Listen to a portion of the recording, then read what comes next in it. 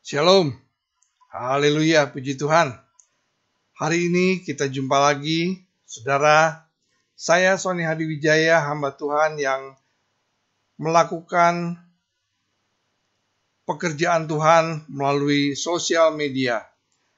Dan hari ini kita akan membahas dari 1 Korintus 2 ayat yang ke-9. Mari kita berdoa untuk firman Tuhan yang akan Tuhan sampaikan. Kami bersyukur ya Tuhan, biarlah melalui perenungan, melalui firman-Mu pada hari ini, Tuhan, Engkau akan memberikan satu pencerahan. Engkau akan menerangi hati kami. Engkau akan memberkati kami melalui firman Tuhan ini ya Tuhan. Terima kasih Bapa, terima kasih Roh Kudus, terima kasih. Biarlah Tuhan memberkati kami semua yang mendengarkan pesan-pesan-Mu hari ini. Dalam nama Tuhan Yesus. Haleluya. Amin. Nah saudara, kita membuka Alkitab kita lihat di dalam 1 Korintus pasal yang kedua, ayat yang ke-9. 1 Korintus 2, ayat yang ke-9. Salah satu janji tersebut dijelaskan di dalam 1 Korintus 2 ayat 9. Janji apa? Janji hal-hal yang telah Allah siapkan bagi setiap mereka yang mengasihi Dia. 1 Korintus 2 ayat 9 dikatakan apa? Tetapi seperti ada tertulis yang belum pernah dilihat oleh mata, belum pernah didengar oleh telinga, dan belum pernah masuk ke dalam hati manusia, itulah yang telah disediakan Allah bagi mereka yang mengasihi. Nah saudara, Alkitab ini adalah buku yang penuh dengan pesan-pesan yang menginspirasi kita dengan berbagai janji dari Allah. Amin. Perikop ini menunjukkan kepada kita bahwa Tuhan telah menyiapkan keajaiban bagi mereka yang mengasihi Dia. Tapi apa itu sebetulnya? Artinya apa? Bagaimana kita dapat memahami janji ilahi ini dan menghidupinya di dalam kehidupan kita? Saudara, kita akan menggali arti dari perikop ini dan bagaimana kita dapat menerapkannya di dalam kehidupan kita sehari-hari. Amin. Nah, untuk lebih memahami bagian ini, kita perlu melihat konteks di mana itu tertulis. Di awal 1 Korintus pasal 2, Rasul Paulus berbicara tentang hikmat Allah yang berbeda dengan hikmat dunia. Dia berkata bahwa Tuhan mengungkapkan hikmat ini kepada mereka yang mengasihi Dia melalui Roh Kudus. Jadi Paulus kemudian mengutip 1 Korintus 2 ayat 9. Di sini menyatakan bahwa Allah telah mempersiapkan hal-hal yang ajaib bagi mereka yang mengasihi Dia. Di saat itulah dia merujuk pada bagian dari Yesaya 64 ayat 4 yang mengatakan, sejak zaman dulu tidak ada yang mendengar, tidak ada telinga yang melihat, tidak ada mata yang melihat Tuhan selain Anda yang bekerja untuk mereka yang menunggu Dia, menunggu Tuhan. Apa hal-hal ini yang indah ini? Ya tepatnya tidak ditentukan di dalam bagian ini, tetapi kita dapat menyimpulkan bahwa ini adalah berkat dan upah yang telah Tuhan sediakan bagi mereka yang mengasihi Dia dan mengikuti jalannya dan menanggalkan pakaian lamanya untuk mentaati firman-Nya. Makna perikop 1 Korintus 2:9 ini, bagian ini adalah pesan harapan dan janji bagi orang-orang Kristen di seluruh dunia. Ini menegaskan bahwa Tuhan memiliki berkat dan upah yang tersedia bagi mereka yang mengasihi dan mentaatinya. Berkat-berkat ini begitu indah sehingga tidak dapat dipahami atau dibayangkan oleh manusia. Itu hanya diperuntukkan bagi mereka yang mengasihi Tuhan dan mempercayai janji-janjinya. Bagi yang lain yang tidak percaya itu tidak berlaku, saudara. Selain itu, Alkitab juga mengajarkan kepada kita dalam Efesus pasal yang ketiga ayat yang ke-20 bahwa Allah dapat melakukan jauh lebih banyak daripada yang kita doakan atau yang kita pikirkan, seperti yang ternyata dari kuasa yang bekerja di dalam kita. Ini berarti bahwa ketika kita percaya Tuhan dan menyerahkan hidup kita kepadanya, Dia mampu melakukan hal-hal yang melebihi apapun yang dapat kita doakan atau apapun yang dapat kita bayangkan. Berkat-berkatnya itu tidak terbatas dan seringkali lebih besar daripada apa yang dapat kita impikan, saudara. Tapi yang penting untuk diingat bahwa berkat-berkat ini hanya diperuntukkan bagi mereka yang mengasihi Tuhan dan percaya kepada janji-janjinya. Ini saudara harus digarisbawahi. Dalam Yakobus 1 ayat yang ke-12, kita diajarkan bahwa berbahagialah orang yang bertahan dalam pencobaan, karena sekali ia telah bertahan dalam ujian, ia akan menerima mahkota kehidupan yang dijanjikan Tuhan kepada mereka yang mencintainya. Mereka yang bertahan melalui kesulitan, mempercayai dan mencintai Tuhan akan menerima pahala yang luar biasa pada waktunya. Nah, kita akan bahas satu persatu, saudara. Yang pertama, hal-hal yang belum terlihat mata. Bagian pertama dari perikop ini menyatakan bahwa hal-hal yang telah Tuhan persiapkan bagi mereka yang mengasihi Dia tidak terlihat oleh mata manusia. Ini berarti bahwa berkat dan pahala yang Allah sediakan bagi anak-anaknya bukanlah hal-hal yang dapat kita lihat dengan mata jasmani. Mereka adalah hal-hal yang berada di luar dunia material atau di dunia fisik, ya kan? Mereka masih ada di alam roh. Janji kehidupan kekal, nah, itu salah satu berkat terbesar yang Allah sediakan bagi mereka yang mengasihi Dia adalah hidup yang kekal. Amin. Alkitab mengajarkan bahwa mereka yang percaya kepada Tuhan Yesus dan menerima Dia sebagai juru selamat pribadi, mereka akan menerima kehidupan kekal di sorga. Ini adalah berkat yang tidak bisa dilihat dengan mata jasmani kita, mata fisik kita. Tetapi ini adalah janji yang tegas dari Tuhan kepada mereka yang mencintainya. Amin, saudara. Yang kedua, hal-hal yang belum pernah didengar telinga. Nah, bagian kedua dari perikop ini menyatakan bahwa hal-hal yang telah Tuhan persiapkan bagi mereka yang mengasihi Dia tidak dapat didengar oleh telinga manusia. Artinya apa? Artinya berkat dan pahala ini tidak dapat didengar oleh telinga fisik kita, telinga jasmani kita. Itu adalah hal-hal yang hanya bisa dipahami oleh hati dan iman. Iya kan? Lalu siapa mereka yang mengasihi Dia? Nah, jawabannya sederhana. Mereka yang mencintainya adalah semua orang yang percaya kepada Tuhan dan berusaha untuk hidup sesuai dengan kehendaknya dan mentaati firman-Nya.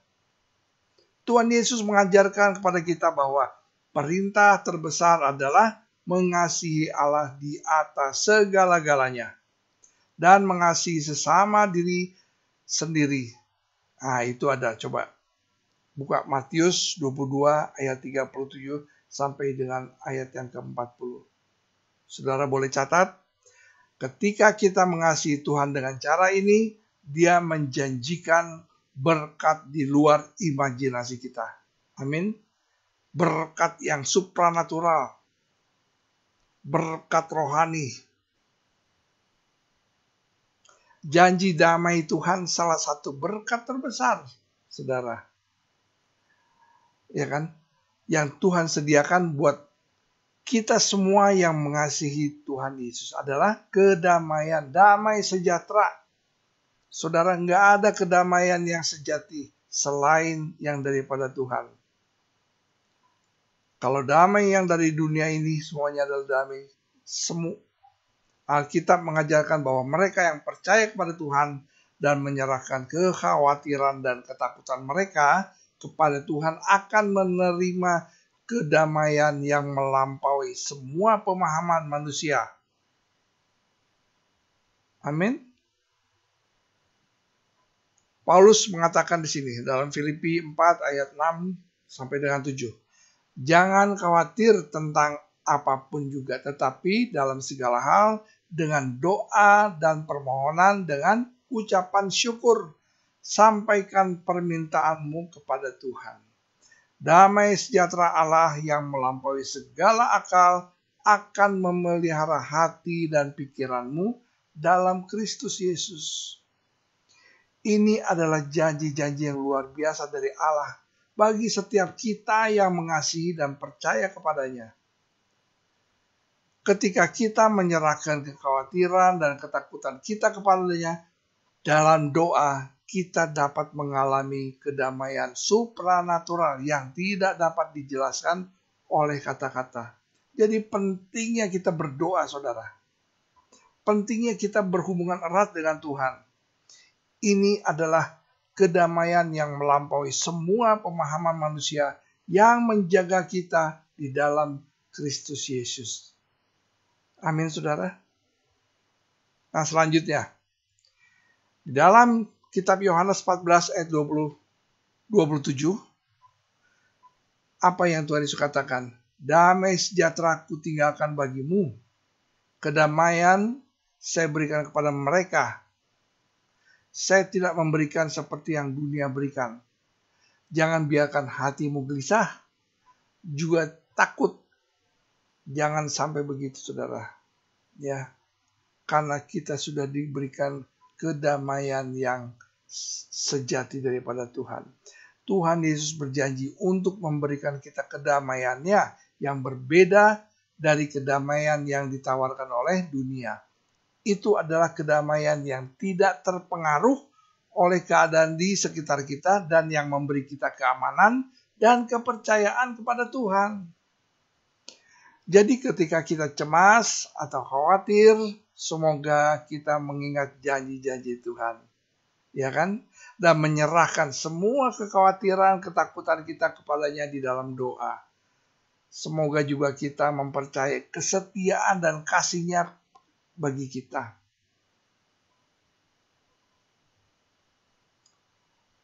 Saya tidak akan memakai kata semoga. Kita harus mempercayai kesetiaan dan kasih-Nya bagi kita. Mengetahui bahwa Dia selalu menepati janji-janjinya. Dan kita mengalami damai sejahtera yang melampaui segala akal manusia. Damai sejahtera Kristus yang menjaga dan menopang kita di tengah badai kehidupan. Ini adalah berkat yang tidak dapat didengar oleh telinga jasmani kita, tetapi merupakan janji dari Tuhan kepada mereka yang mencintainya. Itu, saudara. Lalu kita akan menggali poin yang ketiga, hal-hal yang tidak memasuki hati kita. Bagian ketiga dari perikop ini menyatakan bahwa hal-hal yang telah Tuhan persiapkan bagi mereka yang mengasihi Dia tidak dapat dipahami oleh hati manusia. Nah, ini berarti bahwa berkat-berkat ini begitu indah dan menakjubkan sehingga melampaui pemahaman manusia. Melampaui semua pemikiran manusia. Otak kita itu sangat terbatas. Itu adalah hal-hal yang melampaui apa yang dapat kita bayangkan atau apa yang dapat kita pikirkan. Nah, pikiran kita itu sangat terbatas lah. Tapi bagi mereka yang mengasihi Allah dan mempercayai janji-janjinya, berkat-berkat ini akan menjadi kenyataan. Janji kehadiran Tuhan. Saudara, inilah hal-hal yang luar biasa. Salah satu berkat terbesar yang Tuhan sediakan bagi mereka yang mencintainya adalah kehadirannya. Alkitab mengajarkan bahwa Tuhan selalu bersama kita dan tidak akan pernah meninggalkan atau mengabaikan kita. Coba kita buka di dalam kitab Matius pasal 28 ayat yang ke-20. Matius 28 ayat yang ke-20. Sesungguhnya aku menyertai kamu senantiasa bahkan sampai akhir zaman. Jadi coba lihat saudara, ini adalah berkat di luar pemahaman manusia. Tetapi ini adalah kenyataan bagi setiap kita yang mengasihi Tuhan dan mempercayai firman-Nya, bahwa Allah menyertai kita sampai akhir zaman. Lalu bagaimana kita bisa menghidupi janji-janjinya itu? Sekarang setelah kita memahami arti dari perikop yang tadi, kita sekarang dapat berpikir tentang bagaimana menerapkannya di dalam kehidupan kita. Amin. Yang pertama harus dilakukan adalah mengasihi Tuhan di atas segala-galanya dan berusaha untuk hidup sesuai dengan kehendak-Nya. Itu mutlak. Ini berarti mengikuti perintahnya mencari kehadirannya dalam doa dan pembacaan Alkitab. Dan selalu berusaha untuk berbuat baik kepada orang lain, saudara. Saudara bisa garis bawah itu. Renungkan itu. Selain itu, penting untuk menjaga iman dan percaya kepada Tuhan. Bahwa dalam menghadapi kesulitan, kesengsaraan hidup, ingat bahwa Tuhan telah menjanjikan keajaiban bagi mereka yang mengasihi Dia. Tapi bukan berarti kita tidak akan mengalami masalah atau penderitaan. Padahal justru dalam kesulitan itulah Tuhan bisa mengungkapkan hikmat-Nya kepada kita dan menguatkan kita untuk terus maju. Karena itu penting untuk menjaga keyakinan dan harapan, bahkan di saat-saat yang sulit sekalipun. Mempercayai Allah dan janji keajaiban yang tersedia bagi kita yang mengasihinya, itu dapat membantu kita mengatasi segala macam penderitaan, kesengsaraan, dan menemukan makna serta tujuan di tengah cobaan itu. Selain itu, saudara, penting juga untuk diingat bahwa apa? Hal-hal yang belum pernah dilihat mata, belum pernah didengar telinga, belum pernah masuk ke dalam hati manusia, tidak hanya mencakup imbalan materi atau duniawi. Tuhan dapat memberkati kita dengan banyak cara. Apakah itu melalui hubungan yang bermakna, kesehatan emosional dan spiritual, atau pertumbuhan dan kedewasaan pribadi. Itu saudara. Akhirnya perlu diingat bahwa janji 1 Korintus 2 ayat 9 ini berlaku tidak hanya untuk kehidupan ini, tetapi juga untuk kekekalan. Pada saat kita menerima Yesus sebagai Tuhan dan Juru Selamat dan mengikuti jalan-jalannya, kita dijamin hidup kekal bersama dengan Tuhan, di mana kita dapat sepenuhnya mengalami keajaiban yang telah Dia persiapkan bagi kita. Karena itu ya, kita mengasihi Tuhan di atas segala-galanya. Mencari kehendak-Nya di dalam hidup kita. Mempercayai janji-janjinya akan berkat dan upah yang disiapkan buat kita yang mengasihi Dia. Amin. Kita juga menemukan penghiburan dan kedamaian. Karena apa? Mengetahui bahwa janji Allah berlaku sampai kekekalan. Bahwa Dia menanti kita dengan keajaiban yang telah Dia persiapkan buat kita semua. Haleluya. Amin. Kita juga membagikan janji Tuhan itu kepada orang-orang di sekitar kita, saudara. Kita jangan pelit. Kita bagikan juga buat orang-orang di sekitar kita bahwa harapan dan semangat bagi mereka yang menghadapi kesulitan. Hidup kita akan menjadi apa? Kesaksian hidup akan kasih dan kesetiaan Tuhan. Menarik orang lain kepada kasih karunia dan keselamatannya. Mari kita selalu ingat, meskipun kita mungkin tidak sepenuhnya memahami keajaiban yang telah Tuhan persiapkan bagi kita, kita dapat yakin bahwa keajaiban itu baik, sempurna, dan menyenangkan, membawa kemuliaan bagi Tuhan dan berkat dalam kehidupan kita. Karena itu, kita mempercayai Tuhan di dalam segala keadaan, mengetahui bahwa Dia setia dan bahwa janji-janjinya adalah benar. Iman kita dikuatkan dan harapan kita diperbaharui terus di dalam kepastian bahwa Tuhan telah menyiapkan keajaiban bagi kita, jauh melampaui apa yang dapat kita bayangkan. Amin, saudara. Semoga ini bisa menginspirasi kita semua untuk mencari hubungannya lebih dalam dengan Tuhan. Ingat bahwa meskipun kita tidak dapat sepenuhnya memahami berkat-berkat yang Tuhan sediakan buat kita, kita dapat mempercayai kesetiaan dan kasih-Nya kepada kita.